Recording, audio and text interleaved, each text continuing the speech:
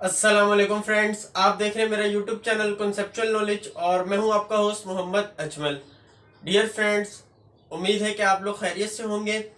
आज की वीडियो में मैं आपके साथ 9th क्लास की जो आपकी न्यू बुक है मैथ की, उसके जो है वो एमसीक्यूज जो है वो शेयर करूंगा। ठीक है, एमसीक्यूज की जो लिस्ट है वो आपको पीडीएफ फाइल जो है वो आपको डिस्क्रिप्शन में उसका लिंक मिल जाएगा, वहां से आप लोग बासानी डाउनलोड कर सकते हैं।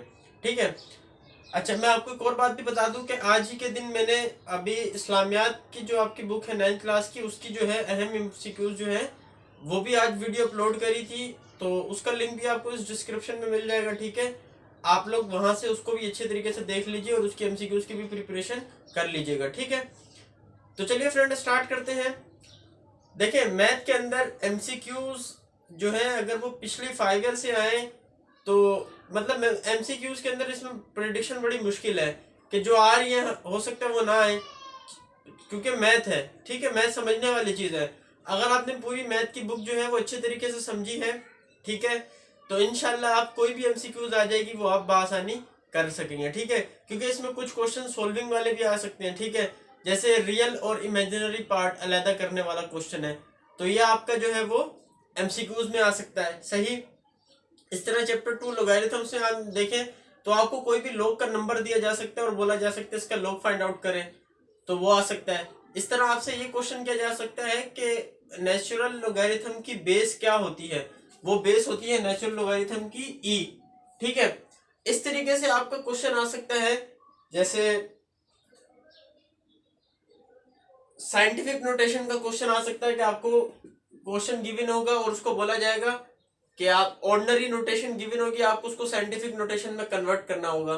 ठीक है, तो इस तरीके के बेसिकली इसमें सवाल आ सकते हैं। अच्छा, फैक्टराइजेशन में चले जाए, वहां फॉर्मूलाज से रिलेटेड सवाल आ सकते हैं। ठीक है, ए प्लस बी ए माइनस बी किसके बराबर होता है, या कोई आपको क्वेश्चन गिवन हो सकता है, उसको आपने सिंप्लीफाई करना होगा। इस तरह चैप्टर 5 के अंदर भी यही है कि उसमें भी आपको मालूम है कि हमने LCM by division method, factorization method, HCF, ये वाली सब चीजें करी थी। तो उस तरीके के सवाल आपके आ सकते हैं। मैथ के अंदर एमसीक्यूज गैस करना थोड़ा मुश्किल है। ठीक है, जो मैंने एमसीक्यूज दिए मैं ये नहीं कह रहा कि 100% वही आएंगी। ठीक है, वो जस्ट आपकी प्रैक्टिस के लिए है। बाकी आप 10 ईयर, ठीक है, उसके अलावा मैथ की तमाम चैप्टर्स की जो एक्सरसाइज है आपकी बुक में, fill in the blanks, true false और एमसीक्यूज तीनों चीजें मौजूद हैं। ठीक है, वो मैंने इसमें नहीं दी है। ठीक है, वो आप उसमें अच्छे तरीके से वहां से देखकर, क्योंकि आपके पास बुक है तो वहां से आप प्रिपरेशन कर सकते हैं बआसानी। फिल इन द ब्लैंक्स की भी प्रिपरेशन कीजिएगा, क्योंकि लाजमी नहीं है कि जो एमसीक्यूज है वो सिर्फ एमसीक्यूज वही आ जाएंगी, फिल इन द ब्लैंक्स को भी एमसीक्यूज बनाया जा सकता है। ठीक है, ऑप्शन देके ट्रू फॉल्स का भी यही बिल्कुल सेम मामला है कि उनको भी एमसीक्यूज की फॉर्म में गिवन किया जा सकता है।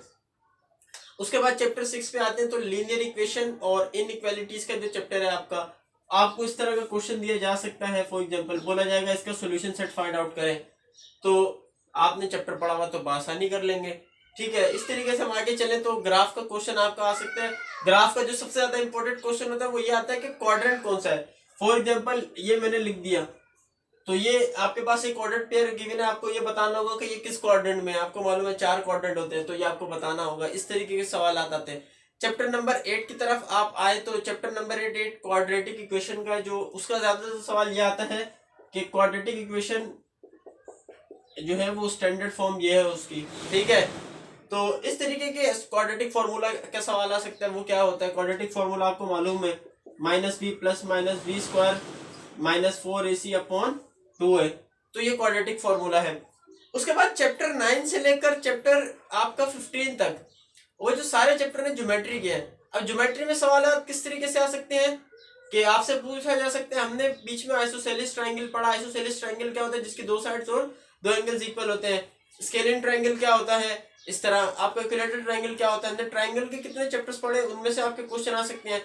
इसका पैरेललोग्राम क्या होता है, जिसमें कौन कौन सी साइड्स कितनी कॉन्ग्रुएंट होती है साइड्स। ठीक है, इस तरीके से हमने फिर आगे projection of a side of a triangle पढ़ा चैप्टर। ठीक है, इसके बाद हमने बीच में एक सर्कल का जो थोड़ी चीजें हमने सर्कल की भी देखी हैं। तो बेसिकली उस ज्योमेट्री में से डेफिनेशन बेसिकली आ सकती हैं कि डायमीटर क्या होता है, इस तरीके से रेडियस क्या होता है सर्कल का, तो सरकमफेरेंस क्या होती है। तो बेसिकली इस तरीके के सवाल आपके आ सकते हैं पेपर में।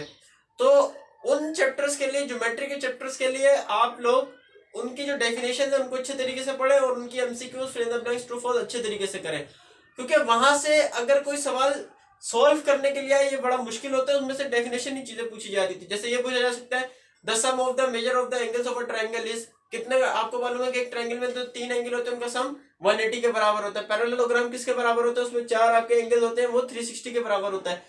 तो इस तरीके का सवाल आ सकते हैं, सॉल्व करने वाले आपके चैप्टर में से आ सकते हैं। अच्छा, चैप्टर नंबर 16 जो है आपका वो है हमारा जिसमें हमने मिड पॉइंट फॉर्मूला निकालना सीखा था, ठीक है, याद होगा x1 plus x2 upon 2 y1 plus y2 upon 2, ठीक है, वो चीज हमने उसमें सीखी थी। तो उसमें भी जो है मोस्ट प्रोबेबली सोल्व करने वाले आपके क्वेश्चन आ सकते हैं। तो फ्रेंड एमसीक्यूज का गेस थोड़ा करना मुश्किल होता है, सही। मैथ में ज्यादातर सिंप्लीफिकेशन आती है, सिंप्लीफाई वाले आपको सवाल दिए जा सकते हैं। अब एक जैसे ये सवाल लिख दिया मैंने 1000 की पावर 0, तो इसका आंसर 1 होगा, याद रखिएगा। और अगर मैं लिख दूं a की पावर 0 तब भी आंसर 1 होगा। याद रखिए मैथ के अंदर किसी भी पावर चीज की पावर 0 उसका आंसर 1 होता है। आपको ये लिख दिया जाए जैसे log a x equals to y, ये log फॉर्म में, इसको आपने इसकी दूसरी फॉर्म में लिखना, कैसे लिखेंगे? तो इस तरीके के सवाल आपके आ सकते हैं चेंजिंग करने के लिए। तो अच्छे तरीके से आप लोगों ने मैथ की प्रैक्टिस की भी होगी तो यकीन माने आपको कोई परेशानी नहीं होगी। आप मैथ में 75 में से 75 मार्क्स भी पिक कर सकते हैं, ठीक है, जिसमें अभी तक जो है 15 नंबर की आपकी एमसीक्यूज है और 60 नंबर का आपका पेपर है, तो बासानी आप मार्क्स हासिल कर सकते हैं। तो फ्रेंड आपने, अगर मैं अब इतना ही इस पर डिस्कस करूंगा, ठीक है, ज्यादा टाइम आप लोगों का नहीं लूंगा, आप लोग अच्छे तरीके से प्रिपरेशन कीजिए।